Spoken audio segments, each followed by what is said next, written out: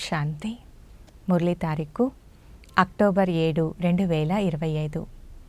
సాకార్ బాబా గారి మధుర మహావాక్యాల సారాన్ని విందాం. బాబా చెప్తున్నారు, మధురమైన పిల్లలు, భిన్న భిన్న యుక్తులను మీ ముందు ఉంచుకొని స్మృతి యాత్రలో ఉండండి. ఈ పాత ప్రపంచాన్ని మరచి మన మధురమైన ఇంటిని మరియు కొత్త ప్రపంచాన్ని స్మృతి చేయండి. ప్రశ్న: కల్పమంతటిలోనూ ఎప్పుడూ జరగని ఏ పురుషార్థం లేక కర్తవ్యం ఈ సమయంలోనే జరుగుతుంది? జవాబు: స్మృతి యాత్రలో ఉంటూ ఆత్మను పావనంగా చేసుకునే పురుషార్థం, మొత్తం ప్రపంచమంతటిని పతితం నుండి పావనంగా చేసే కర్తవ్యం మొత్తం కల్పమంతటిలో కేవలం ఈ సంగమయుగంలో మాత్రమే జరుగుతుంది. ఈ కర్తవ్యం ప్రతి కల్పం పునరావృతమవుతుంది. పిల్లలైన మీరు ఈ అనాది అవినాశి అయిన అద్భుతమైన డ్రామా రహస్యాన్ని అర్థం చేసుకున్నారు. అచ్చా, మధురాతి మధురమైన అపురూపమైన పిల్లలకు మాతాపిత బాప్దాదాల ప్రియస్మృతులు మరియు గుడ్ మార్నింగ్. ఆత్మిక పిల్లలకు ఆత్మిక తండ్రి నమస్తే. పిల్లలందరి తరపున ఆత్మిక తండ్రికి గుడ్ మార్నింగ్ మరియు నమస్తే.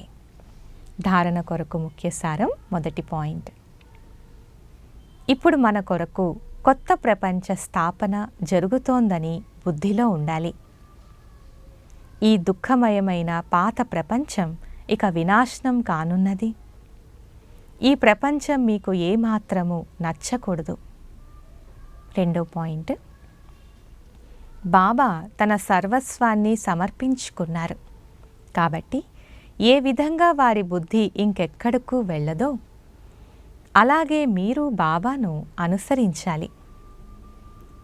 మేం మనుష్యులను దేవతలుగా తయారు చేసే సేవను చేయాలి, ఈ వేశ్యాలయాన్ని శివాలయంగా మార్చాలి అన్న తపన బుద్ధిలో ఉండాలి.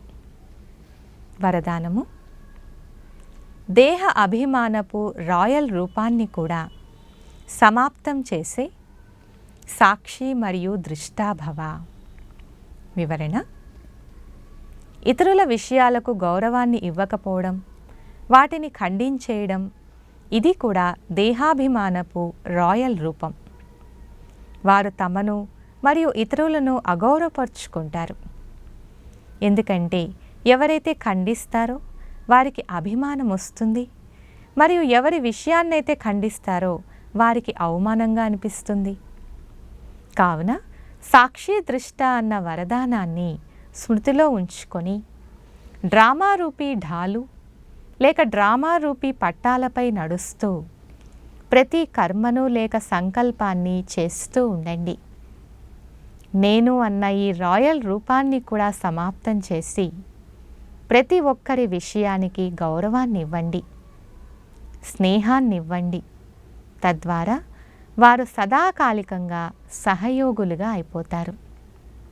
స్లోగన్: పరమాత్మ శ్రీమతం రూపీ జలం ఆధారంతో కర్మరూపీ బీజాన్ని శక్తిశాలిగా తయారు చేయండి. అవ్యక్త సూచన: స్వయం కొరకు మరియు సర్వుల కొరకు మనస్సు ద్వారా యోగ శక్తులను ప్రయోగించండి. ఈరోజుటి పాయింట్: అన్ని వేళలా ప్రతి ఆత్మ పట్ల మనస్సు స్వతహాగానే శుభ భావన మరియు శుభ కామనలు కలిగి శుద్ధ వైబ్రేషన్స్ కలిగినదిగా ఉండటం స్వయానికి మరియు ఇతరులకు అనుభవం అవ్వాలి. మనస్సు ద్వారా అన్ని వేళలా సర్వాత్మల కొరకు ఆశీర్వాదాలు వెలువడుతూ ఉండాలి. మనస్సు ఎల్లప్పుడూ ఈ సేవలో బిజీగా ఉండాలి. ఏ విధంగా వాచా సేవలో బిజీగా ఉండే అనుభవజ్ఞులుగా అయిపోయారో, సేవ లేకపోతే స్వయాన్ని ఖాళీగా అనుభవం చేసుకుంటారో, అలా అన్ని వేళలా వాణితో పాటు మనసా ద్వారా స్వతహాగా జరుగుతూ ఉండాలి.